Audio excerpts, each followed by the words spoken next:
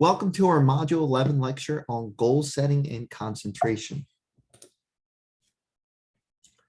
As we start out with a discussion on goals, it's important to discuss the different types of goals. We really talk about 5 different types of goals, and here are the first 3. We have subjective goals, objective goals, outcome-based goals, and more so on the side of sport, we have performance goals and process goals. Now, performance goals and process goals in particular are going to become very important to athletics, and throughout the presentation today, we're going to see why. Now, we're going to watch a short video to start today's presentation.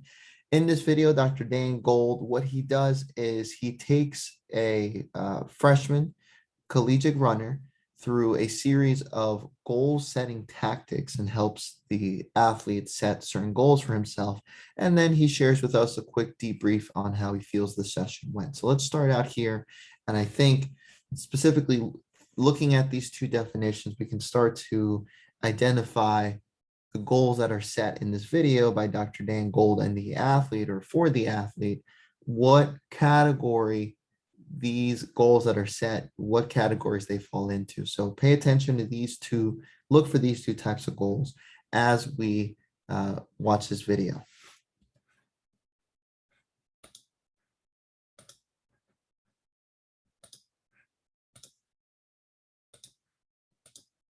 Hey, Ryan, well, welcome. Thanks. I'm glad you were able to transfer in and it all worked out. Are you getting set in the dorm and everything? Yeah, everything's going pretty smoothly so far. Did you get a class schedule and those things? Yep, all set for the fall and ready to go. Good. And as I told you when we recruited you, that we like to take kind of a big picture focus here because we're concerned about how well you run for sure, but we're also concerned about academically and how you're fitting in and that you're doing well as just a regular guy. Right. So I told you when we recruited you that we do some goal setting, and just everybody does it. I do it. All the other runners do it. So I kind of thought that's what we talk about today. So what's your major going to be? Kinesiology. Kinesiology, and I think you had talked about going in something in the medical profession, maybe. Or? Yeah. Yep. I'm thinking probably physical therapy. Okay. Good. Good. And okay, given that, and given this is your first semester, and what are some of your big goals for the year, for the semester? Well, I think first and foremost, since I want to get into PT school, I need to keep my grades up. So academics are definitely up there. Okay, grades, academics, okay. Yep. And then obviously, since I'll be running cross country, I want to be able to race well, do well in that.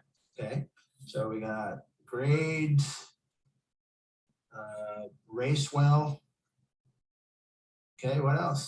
I want to make sure that I try and save some time to see my family and friends. It's important to me.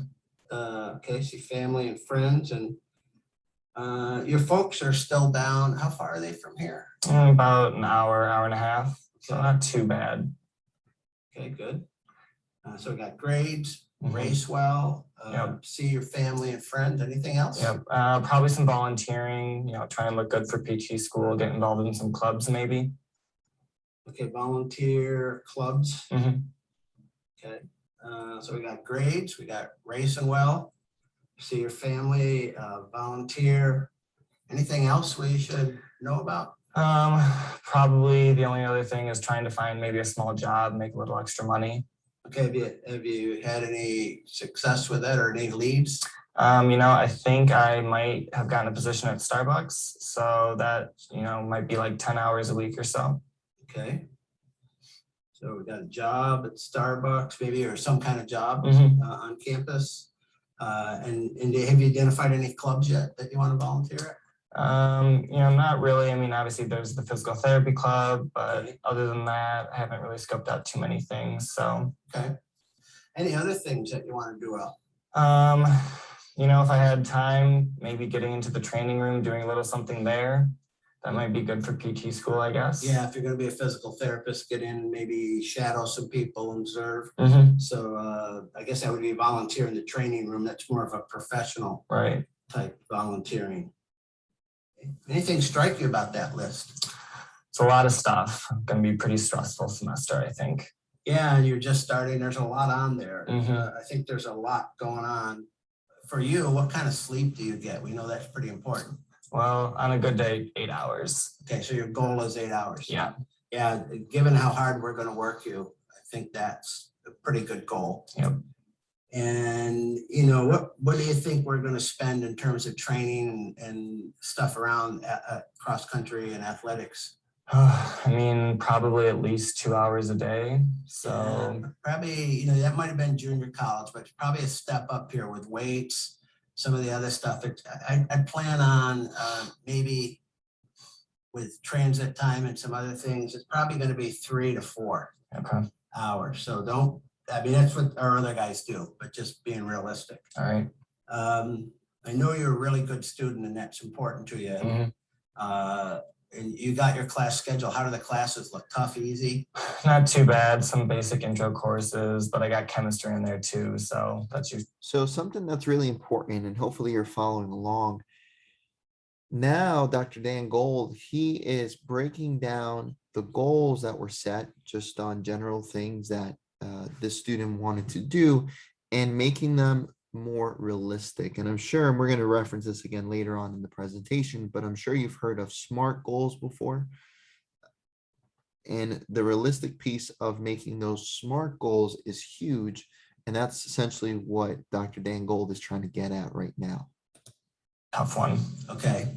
Actually, I think you got a lot of really good goals here. You got a lot, like I said, I'm really happy that you're goal directed. All right. The 24 hours, you got 8 hours sleep. You're going to be going to class at some more time. You got to eat once in a while, hopefully good nutrition regularly. I'm not sure we can do all these to the fullest. Yeah. So one of the things I think I'm going to have you do is maybe prioritize them. Okay. So we got 6 goal areas here that you kind of general goals that you've kind of set. Next to each goal, kind of give it an A, B, or C rating. Okay. Clear? Yep. Sounds good.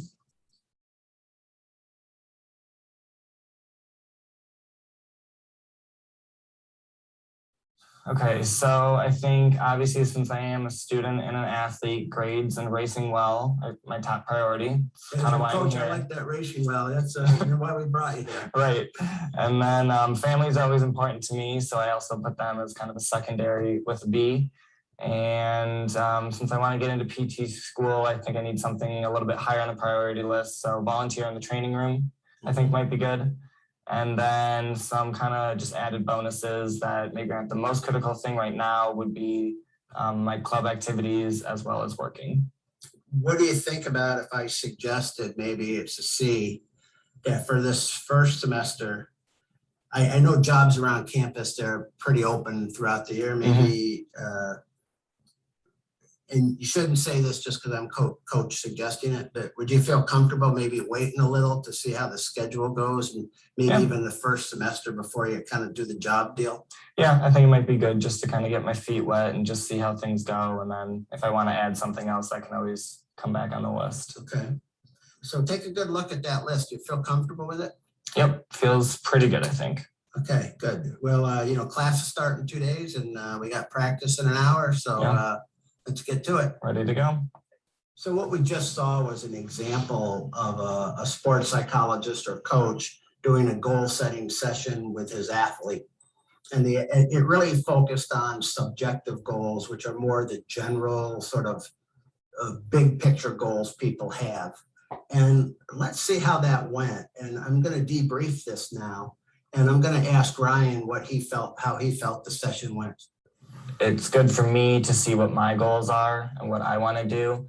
But because I have kind of the words of wisdom coming from someone else who has gone through this type of thing before, they can kind of help me through the process to make it easier on me.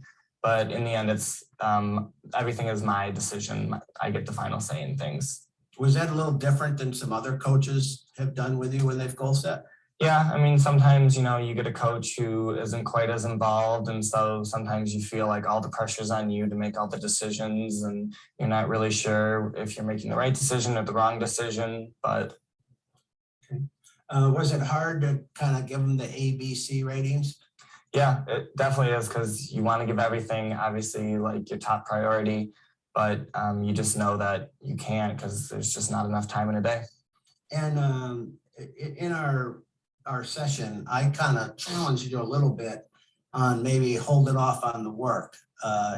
You know, it's difficult when somebody's sort of in authority like a coach says not to do it, but did you feel that you had a choice there, or did you feel that was sort of a hidden objective? I didn't want you doing it.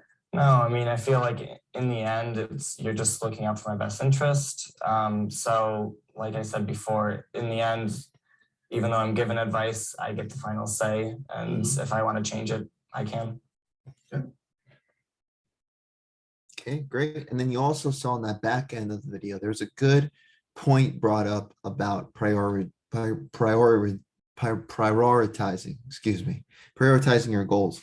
And it's no surprise that that's a very difficult thing to do for everybody, not just athletes. So definitely something to keep in mind when you work on goals for yourself, when you work on goals for other people. You know, people, especially like we saw Ryan in the video, he's very goal oriented, but sometimes being goal oriented also means that you have to prioritize which things are more important in your life and which things are not. And goal setting, successful goal setting is no different. Okay, so why does goal setting work? Well, there's a lot of research that shows both in the sport realm and in businesses and other disciplines that take up general psychology practices, goal setting has worked really well. And when you kind of stack up all the research that's there across the world, there is so much research that really shows that people are most effective when they have goals that are created well. And again, we're going to get into smart goal setting and how to create goals that are well structured. When they create goals that are there and they prioritize them accordingly. When we look at just athletes, typically they associate their goals with improving performance, winning, and enjoyment. And to no surprise, because athletes are generally more competitive than the general population, athletes prefer moderately difficult, difficult, and very difficult goals. And when we look at college athletes in particular, I think a lot of these, you can see these in high school athletes and athletes at other levels as well. Barriers to meeting goals include a lack of time, stress, fatigue, academic pressure, and social relationships. If in the video, you know, we imagine, let's say, again, 2 years from that point, Dr. Dan Gold sits down with Ryan, and at that point, he's, you know, entering his junior year. They reflect on some of the goals. If none of those goals on his priority list were met, maybe some of the reasons for that were, you know, he had something go on in his family. Maybe there was a death in his family, and he had to be there for his family more so than he would have needed to be otherwise. And maybe his grades suffer, or there's an injury and he's not able to race well.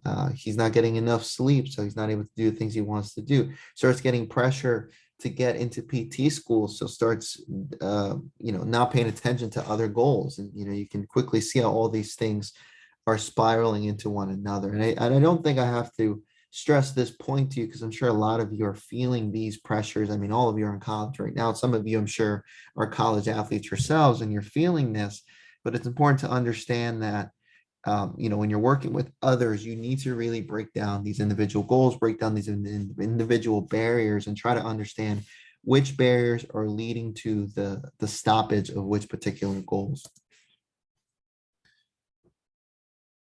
So with goals, and I've mentioned a couple of these things already, we want the goals to be specific. We want the goals to be difficult but realistic. We don't want them to be too easy. You know, if it's a goal that's going to be done anyway, or a goal that poses no challenge, then it begs the question, what was the point of setting that goal in the first place? Long-term and short-term goals are good, particularly when you can set goals at particular time frames. You know, you think about athletes, you can have them set goals before the season starts, at certain points in the season, mid-season, you know, at the end of the season, so on and so forth. Diversifying the different goals. Remember, I showed you the 5 different types of goals, starting from, you know, subjective, objective, you know, outcome-based, so on and so forth. And then the two later ones that we discussed, using those different types of goals, diversifying the goals included in goal setting. That's important. Practice competition goals are important. mastery approach, performance avoidance goals. We're going to talk about those a little bit. That's important. And recording goals, recording progress, because that's how you know whether or not the goals are met. If you make goals and they're never revisited, then they kind of lose a little bit of value because you never know what was done to either reach that goal or not reach that goal. There should also be goal achievement strategies. There should be things figured out to know what you are going to do, what the athletes are going to do to get to the goal. Consider personalities, motivations. One of the great things I saw in the video with Dr. Gold and Ryan, Dr. Gold put it on Ryan for him to prioritize his personalities, his desires to go to PT school, his drive to be a good student, his, eagerness to see his family. Those things were prioritized according to him, according to his personality and what motivated him. Once one goal is met, that should be rewarded and, again, recorded to the point where as athletes complete goals, it should be applauded and it should be encouraged for them to continue to reach the rest of their goals and even set new goals, readjust if they need to. Goal support, it's important for the social support staff, whether it's peers, whether it's family, friends, coaches of athletes, to continually check on their athletes, check in on what progress has been made towards that goal. Where are they? Do they need help? Do they need to readjust the goal? One of the things we'll talk about later on in the semester is rehabilitation and the psychology in rehabilitation. One of the worst things that can happen is setting a goal early on in rehabilitation and then not adjusting that goal based on how the rehabilitation injury goes. And then the athlete perhaps gets discouraged or starts to lose confidence in themselves or starts to doubt their ability because of a lack of goal readjustment. And then kind of going off of that, evaluation of and feedback about goals. Once goals are met, there should be evaluation, both a self-evaluation and evaluation on the person that's helping you or the group of people that are helping the athletes set the goals. That conversation should take place, again, to better make more future goals, to adjust goals in halfway through if needed. Again, those are conversations that need to happen. And here's our SMART goal acronym. And the text likes to use the extra S, SMART goals, but they essentially mean the same thing. And all this means, this acronym just means that the goals that you set in order for them to be the most effective should be specific, should be measurable, should be action-oriented, realistic, timely, and if you want to include that extra S, self-determined, because if you think back to the things we said about intrinsic motivation early on in the semester, when athletes, anyone really, but for our purposes, when athletes become self-motivated, self-determined to do their goals by themselves, meaning they don't need someone constantly telling them to do the goal, they don't need someone constantly checking in on them, then they're more likely to complete the goal. This table, coming right from the text, this table that I like a lot, just gives a couple quick examples of specific goals and different evaluation strategies that can be done to measure whether or not the goals took place and also gauge the progress of the goal. I'm not going to talk about all of these, but I just want to talk about one in sport and one out of sport. Let's think about, increased free throw shooting percentage from 65% to 72% by the end of the season. That's very objective based. That's outcome based. So, you're able to, because it's a number, you're able to calculate that percentage on a game-to-game, year-to-date free throw average basis. And that's a really clear way to evaluate. Going to the other side of the spectrum, class cooperation. Something like that may be more subjective in nature, just increasing class cooperation. You can still do a strategy that's maybe objective in nature by, again, you're tallying cooperative acts on a checklist and you're checking the checklist throughout different parts of a time period. So again, as a strategy that can be used to measure that goal, because again, it's important to be able to measure goals. Something that the text talks about in relation to goal setting is the concept of hope. Hope relates to the thinking process where people have an overall perception that goals can be met and the skills to go about achieving a goal. And I think, that makes sense. As people believe and are hopeful of the fact that they can achieve goals, they are more likely to achieve goals. We saw in the video between Dr. Gold and Ryan that Ryan was more of a goal-oriented person. So he was a hopeful person. He had an ability to hope that he would accomplish those things, even though he was able to prioritize them. Of course, different people have varying different levels of hope, whether it's trait-based, again, characteristic-based, or state-based, based on, what situation they're put in. More hopeful people typically are able to set better goals, better to achieve, or have an easier time achieving those goals. And then sometimes, not always, there's more hopefulness associated with better problem solving and even overall health determinants. And when we look at hope, again, hope is understanding how someone can, or someone's ability to believe that they can reach certain goals. We can break hope down into these 4 W's known as the hope-based power 4W goal setting system. So in other words, this is taking how confident or how someone feels they can come close to accomplishing goals, and then breaking it down into 4 different versions of the hope. So there can be wish power, want power, way power, will power. Wish power, identifying dream goals, so best case scenario. Want power, realistic short and long-term goals that maybe lead to that overarching dream goal.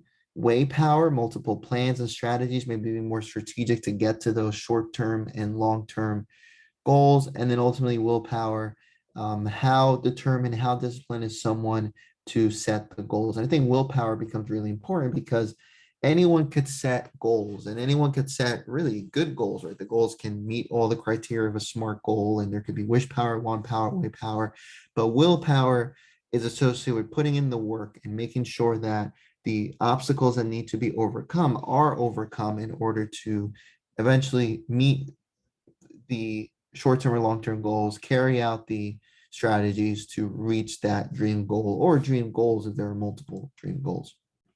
Okay, second video, and I promise it's the last one of this presentation.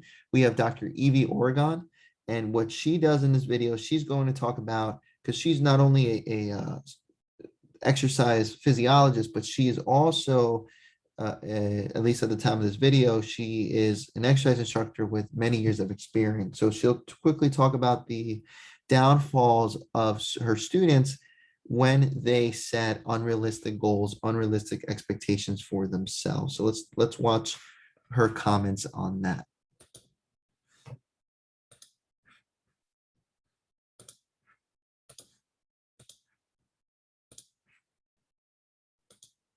I actually require goal setting at the beginning of the course because I think it is important. So yeah, they do. Some are not good goals, but it's a requirement that they set them. They do a SMART goal exercise. The person has to value the goal and understand why they're doing it. A lot of times, we have just general goals. I want to lose weight or I want to have fun. But okay, so let's figure out why exactly it is that you want to do that. And as a fitness instructor or fitness coach, you can get to that by just asking why and make the client go deeper and deeper and deeper. So then when the client is, starting to kind of lose adherence and lose motivation, you can go to this. Okay, you're here not just to lose weight because you want to be able to walk your daughter down the aisle. You want to play with your kids, you want to look good in that dress and different things like that instead of just, I want to lose 3 pounds a week. So just the goal is SMART, but what's the value in making the goal really personable to the person? I think it's important, and that we often forget. Okay, I want to lose weight. And you can even make it a good goal. I want to lose weight 3 pounds a week, with this class and things I'm doing. Okay, that's a pretty good goal. It's SMART, it's measurable, it's definitely achievable, it's realistic. But then you can go a little bit deeper and say, so why do you want to lose weight? Because the doctor said I need to lose weight. Okay, so why did the doctor say you needed to lose weight? I need to be more healthy. Okay, why do you need to be more healthy? And then you kind of just keep asking those questions, and then you can get down to really some motivational factors. Well, I want to if it's a male, say overweight male, I want to lose weight to be able to walk my daughter down the aisle or see my grandkids play baseball and play with them and things like that. So then you really make the goal really personable to them, and then they value the goal.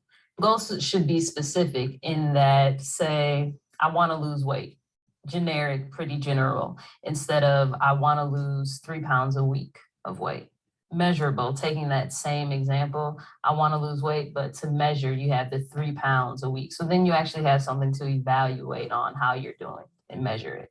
Goals should be timely. They should definitely have a timestamp. By going on with that same example, the 3 pounds a week, you have a timestamp of when you're actually going to measure and evaluate the goal. So if every Friday you're doing a weigh-in, timely. Goals should definitely be realistic, as they have to be achievable. You have to be able to actually reach the goal. So 3 pounds a week, very realistic. But if you say, I want to lose 30 pounds in 30 days, it's not a realistic goal. So having realistic goals help you. It's actually something that you can do. You're not dreaming about it. It's actually attainable. Goals should definitely be self-determined, as having that personal attachment and that value towards a goal. If it's important to you, then you're more likely to do it and keep doing it and adhering to exercise or any other goal that you have. So one of the things that I kind of use as a goal setting strategy to help with groups in general is I have a goal board. So it's just a big whiteboard where people can just come in and set SMART goals, of course, and just write down their goal. And it's simple goals. I want to achieve a pull-up. One person had, I want to lose this pounds by this date, this pound. So every time they want to go, they went in and scratched it off. And just everyone in the exercise class or in the entire gym facility, depending on where you put it, can just see that, wow, what goal, number one, what goals people have, number two, that they're actually being accomplished. And it kind of gives people motivation to write their own goal down on that board and see them being achieved. Great points. And obviously, a little bit out of order, but I think you get the gist where the different elements of SMART goals are important, and how, depending on the goal that's being set, some smaller goals can pull on just some specific elements. So hopefully when you work on future goal setting for yourself and for others, you incorporate all these different types of things, or you at least think about these different types of things that we're talking about. Okay, and then when we look at goals, the last thing that we'll talk about is as it pertains to this figure in your text, which again is one that I like a lot, particularly me as an athletic trainer working with a lot of athletes that have injury. You need to adjust goals at certain points. Sometimes you might realize some things are unrealistic.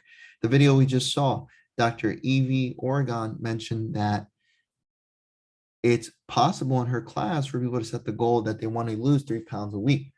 But if that's not happening and someone's losing, let's say on average, 1.5 pounds a week, should they be discouraged?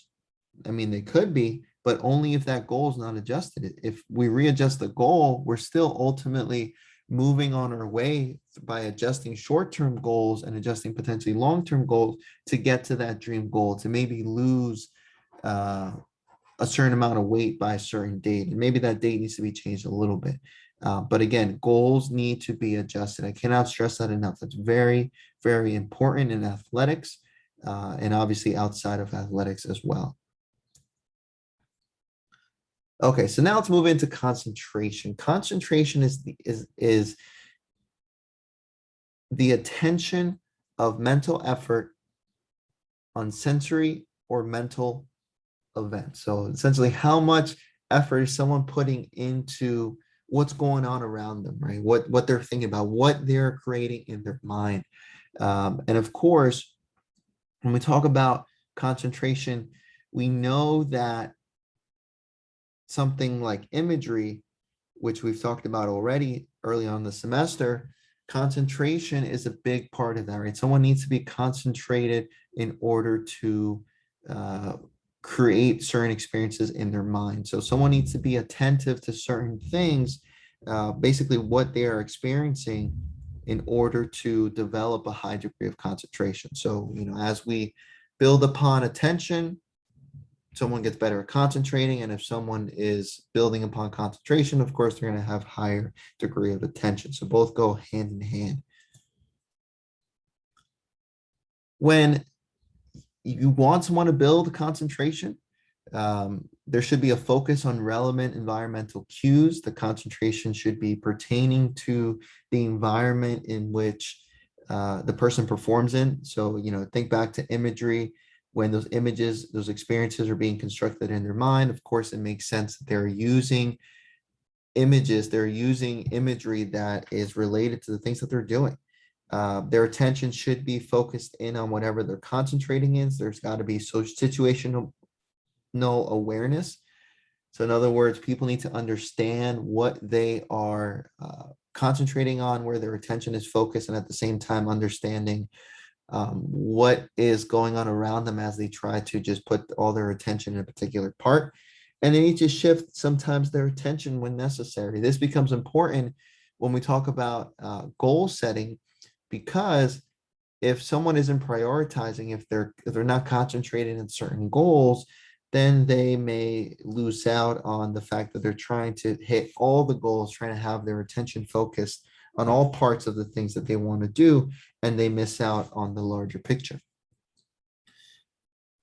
We have something known as association, disassociation, both as attentional strategies. So again, attentional strategies are things that people can do to help maintain their attentional focus, to help improve their concentration.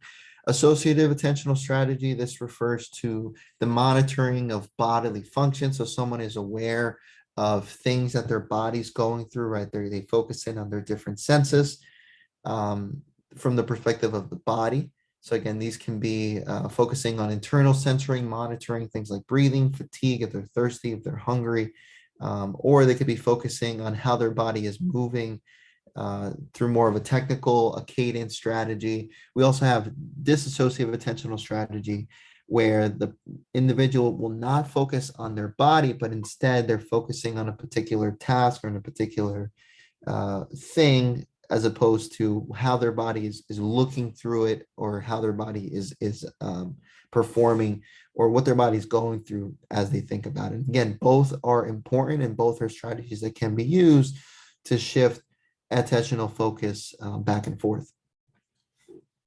We have a concept known as attentional capacity. This is the attention that is limited in the amount of information that can be processed at one time. Obviously, people have varying different levels of attentional capacity, but everyone can't focus on everything at the same time. So it's important to be able to shift back and forth, to understand how well you can focus in on something and pay attention to something without it taking away from other things. Similar thing about multitasking. People that are great multitasking have high attentional capacity for different things.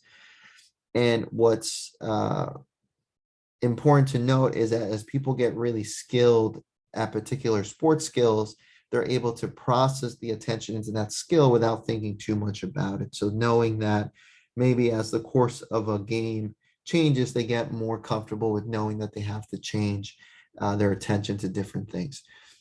Attentional alertness. Here we have another concept that refers to the increase in emotional arousal, narrowing the attention field.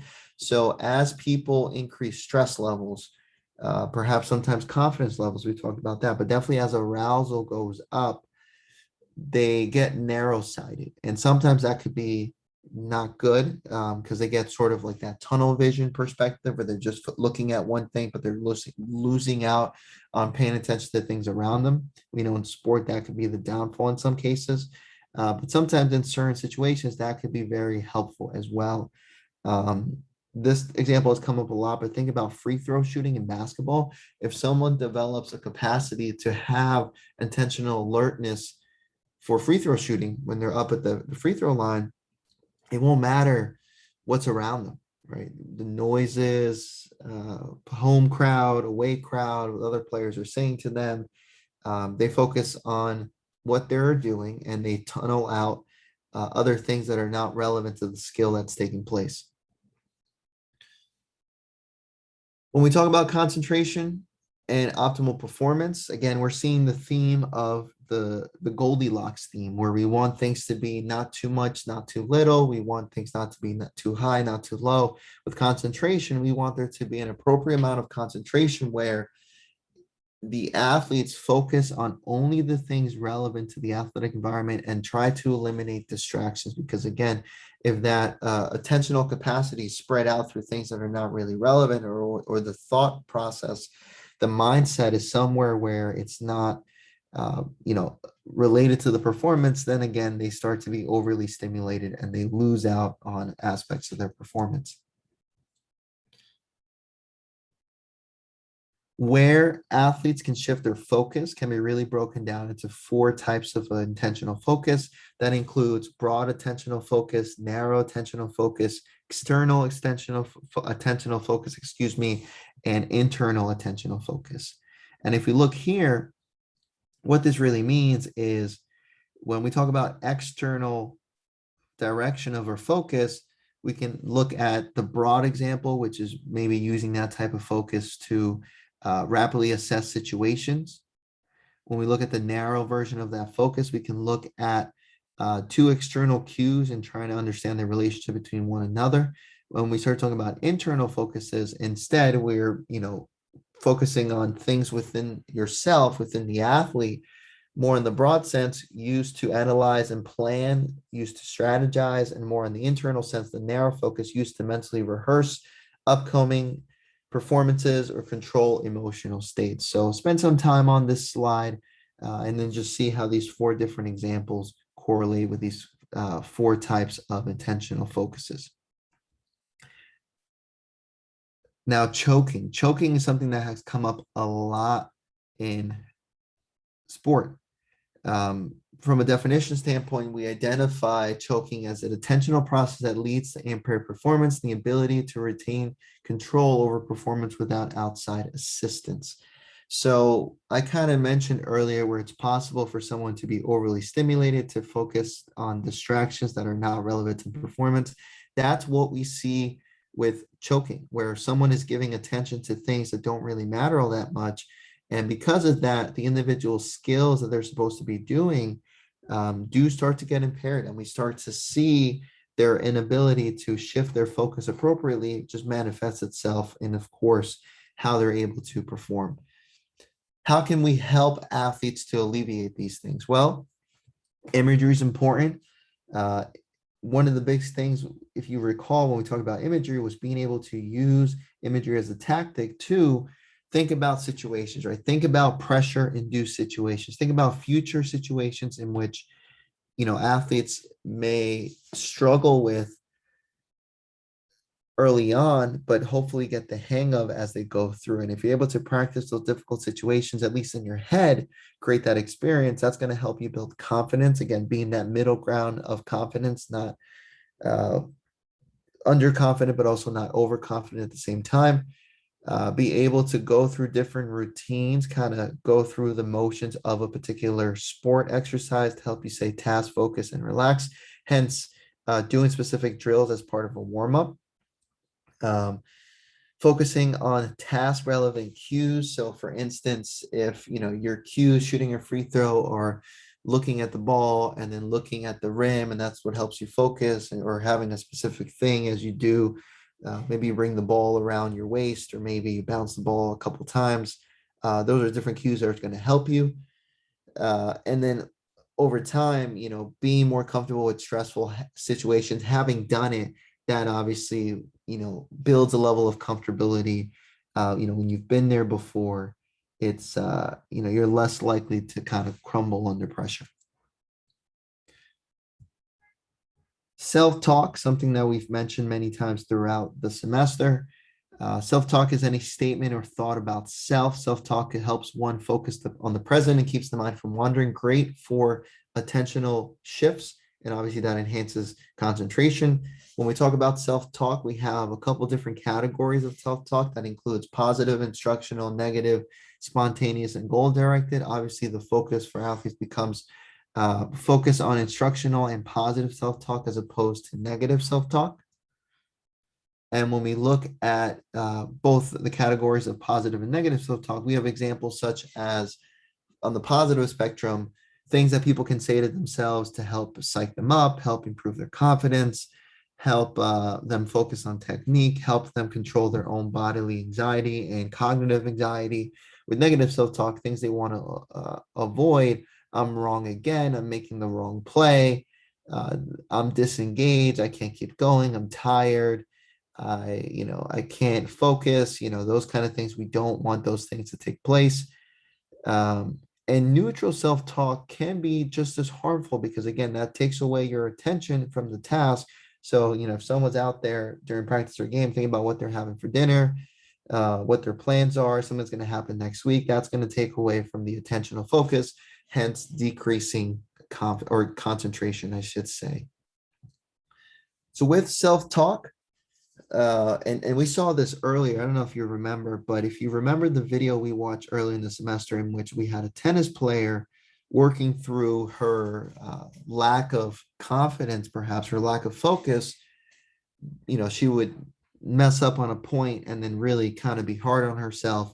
So the sports psychologist who was working with her encouraged her to, step off for a second, grab a towel, kind of say a couple phrases to herself as she wipes her face on the towel, and then get right back into it, focus on the next play. So that's an example of self-talk.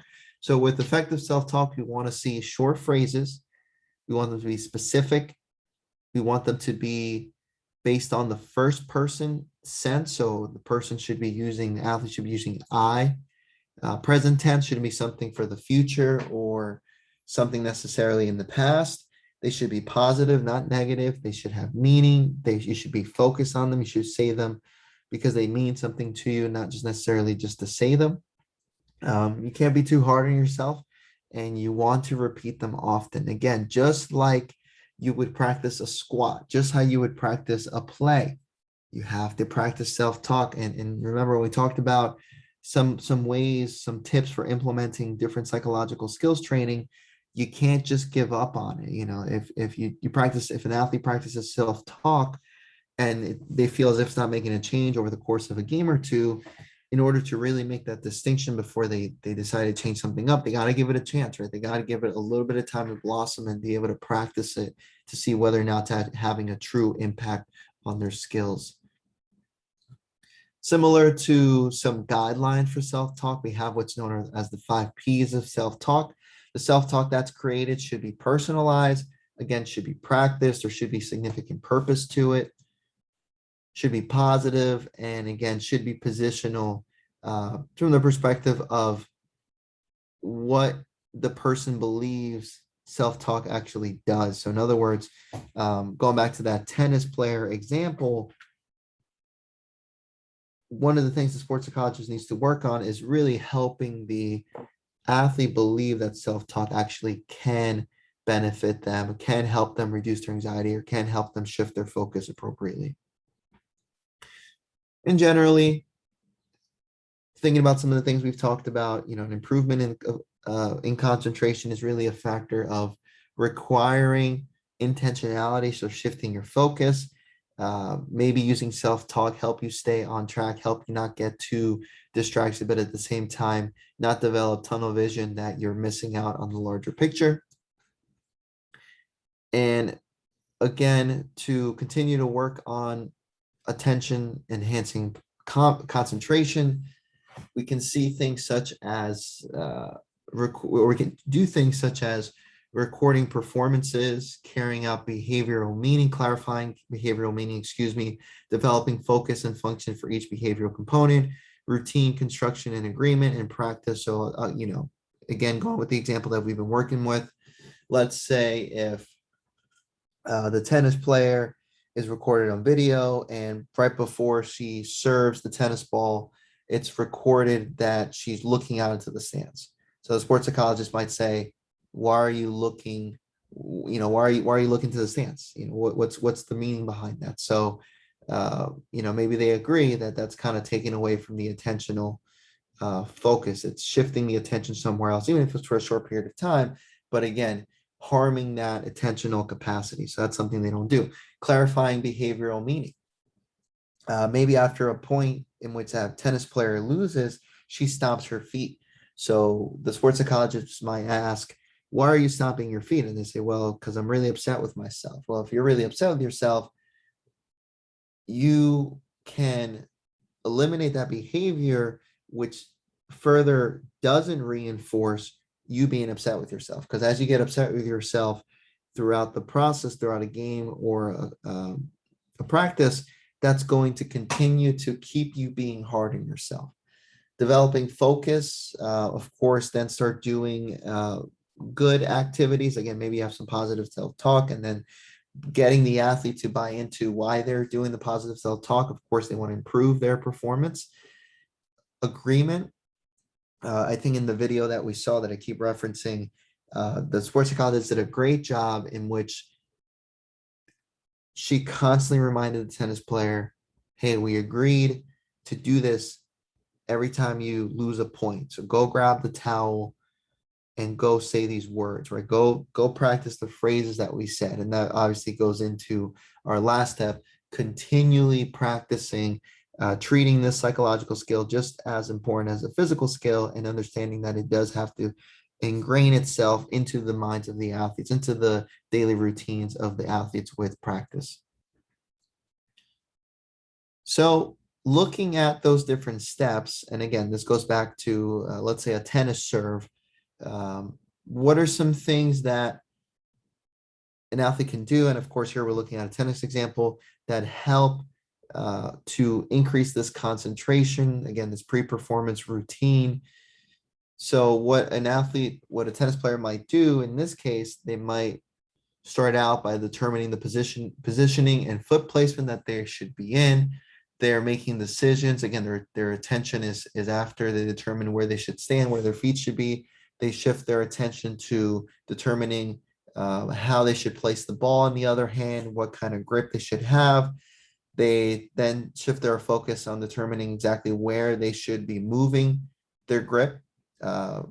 Maybe they're deciding where they need to adjust the ball after they place it initially. Then they focus on taking a deep breath, and then they focus on bouncing the ball for rhythm. Maybe they have a certain number of bounces that they want to get. Maybe they want to bounce it in a certain way.